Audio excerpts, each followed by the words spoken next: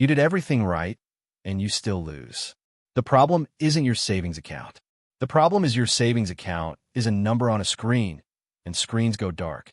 Most Americans operate under a quiet, unexamined assumption that their money is safe because a government-backed label says so. That label has a ceiling, $250,000 in FDIC insurance coverage. And it says absolutely nothing about how fast you can access a single dollar when 300 million people simultaneously decide they want their cash on the same Tuesday morning. That is the tension no bank teller will ever whisper to you across the counter. They do not have your money sitting in a vault. They lend it. Fractional reserve banking means your financial institution is legally permitted to hold only a fraction of your deposits in actual liquid reserve. And when fear travels faster than wire transfers can process, and it will, the physics of a bank run become brutally simple. More demand than available supply, and supply is gone in hours, not days. You are not prepared. That is not your fault, but it is absolutely, completely your problem. Here is what most survival channels and financial prep communities consistently get wrong. They tell you to stockpile cash at home, which is partially correct, and then they stop. They never tell you how quickly a stack of 20s loses its function when the supply chain fractures at the exact same moment the banking network goes offline.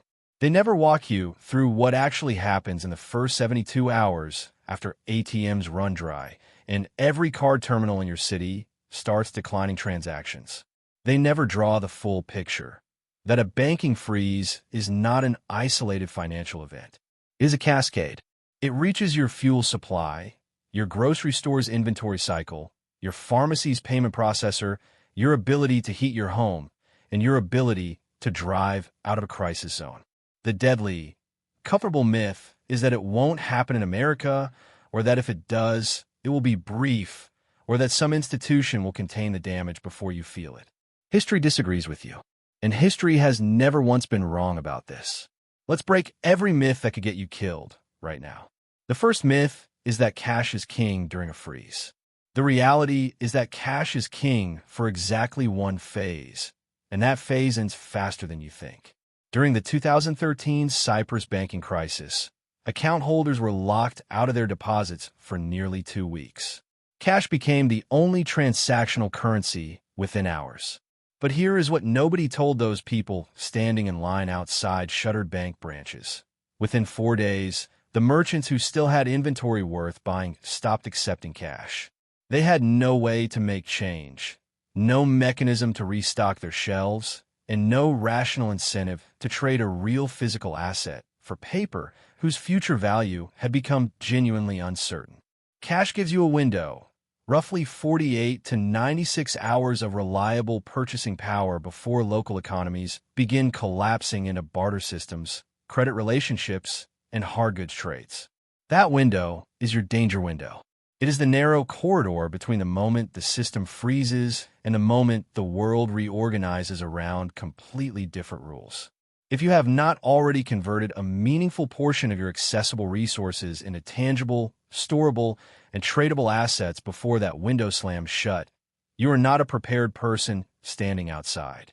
You're a person standing on the wrong side of the glass, watching. The second myth is that your debit card will work at small local businesses even when the major banking networks are disrupted. This is dangerously, specifically wrong. Virtually every point-of-sale terminal in the United States, including the one at your neighborhood hardware store and your local diner, runs through a third-party payment processor that requires real-time authorization from the banking network. No functioning network means no authorization. The third myth is that precious metals are the perfect financial backup. This is a partial truth wrapped around a dangerous assumption. Silver and gold genuinely hold value across time, and establishing a physical position in either is legitimate long-term preparation. But walk into a gas station in week one of a banking freeze and try to pay for fuel with a 1-ounce silver round. The person behind that counter has no verified price chart, no calibrated scale, and no framework for trusting your valuation. Precious metals are a month 3 asset. They matter enormously when a prolonged crisis has forced communities to rebuild alternative exchange systems. They're functionally useless at hour 6. Now here is what actually matters, and This next part is going to make some of you angry. It should. The United States financial system has experienced 12 major banking disruptions since 1980. 12. Not in developing economies. Not in unstable political environments. Here, and after every single one of those events, the people who maintained their standard of living were not the wealthiest people in the room. They were the people who had quietly, methodically converted a portion of their resources into things that do not require a functioning financial network to retain their value. Food, clean water, medical supplies, fuel, barter-capable skills and goods, community relationships. These are not dramatic. They will never trend on social media. But they're the concrete difference between being a person with options and being a person standing in a government distribution line, wondering how you got there. Let me tell you about a woman named Karen. Her story comes from a documented financial resilience case study, and I return to it constantly because it captures exactly the gap that most Americans are living inside right now. Karen was a married homeowner in a mid-sized Midwestern city. She had $40,000 in personal savings, a funded 401k, and 2 household incomes. She was, by any standard measure, financially stable.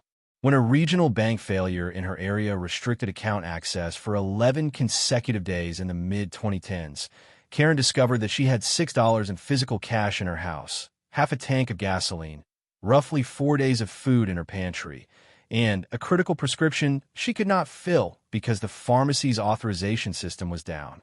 Her husband drove more than 40 miles to locate an ATM that still had cash in it. The machine was empty. They borrowed money from a neighbor just to buy groceries. 11 days. That is how long it took to completely and humiliatingly expose the gap between what Karen believed she had prepared for and what she had actually prepared for. She was not irresponsible. She was not careless. She was perfectly normal. And being normal is not the same as being ready. Here is your preparation framework. 6 steps, grounded in verified reality, built specifically for surviving the first 30 days of a banking system freeze. First, maintain a minimum of $500 in small-denomination cash, 10s and 20s, in a secure, non-obvious location in your home. Do not keep hundreds. When systems are down, merchants will not have change for large bills, and many will flat-out refuse them. Second, build a minimum 60-day supply of shelf-stable food for every person under your roof. The Department of Homeland Security officially recommends 72 hours. That recommendation was designed for localized weather disruptions, not systemic financial collapse. 60 days is the functional minimum for a serious event. Third, establish water security, either physical stored reserves or gravity-fed filtration capacity, sufficient for at least 2 weeks without any municipal water access. A quality gravity-fed filter processes approximately 1,500 gallons before requiring a replacement element. That is real independence. Fourth, address your prescription medications now, not later. If you or anyone in your household requires daily medication to function safely, speak with your physician today about emergency supply protocols and appropriate storage conditions. This step is not optional, is not negotiable. Fifth, build a supply of barter-value consumables, coffee, batteries, over-the-counter medications, water purification tablets, and fuel stabilizer. These items retain trade value in every phase of every crisis, regardless of how the exchange system has reorganized. Sixth, build at least 2 meaningful relationships with neighbors or community members who bring complementary skills or resources. A coordinated group of 5 prepared households is dramatically more resilient than one isolated household with 5 times the individual supplies. In a collapse scenario, isolation is not a strength. It is a liability that no amount of equipment can overcome. Before this video ends, something must be said plainly because your safety is not an afterthought and it is not a content hook. Nothing in this video constitutes financial, legal, or medical advice. Every preparation decision you make must be evaluated against your personal and household circumstances, reviewed with licensed professionals where appropriate, and executed entirely within the boundaries of your applicable laws and regulations. Do not stockpile controlled medications. Do not engage in price gouging. It is a criminal offense in most U.S. states, and it actively destroys the community trust you will desperately need in a real emergency. Do not act on fear-based content, including this video, without independently verifying the information. Build your preparation from a place of calm, legal, and community-minded planning. Being ready does not mean being paranoid. It does not mean being isolated, suspicious, or adversarial toward your neighbors. It means being the most capable, most calm, most resourceful person on your block when everyone else is in shock. Here is the myth that should disturb you more than any other, the myth that you still have time. The financial system does not schedule its failures around your convenience. A banking freeze does not announce itself a week in advance. It does not politely wait while you get around to pulling out that cash, or stocking that pantry, or filling that prescription early.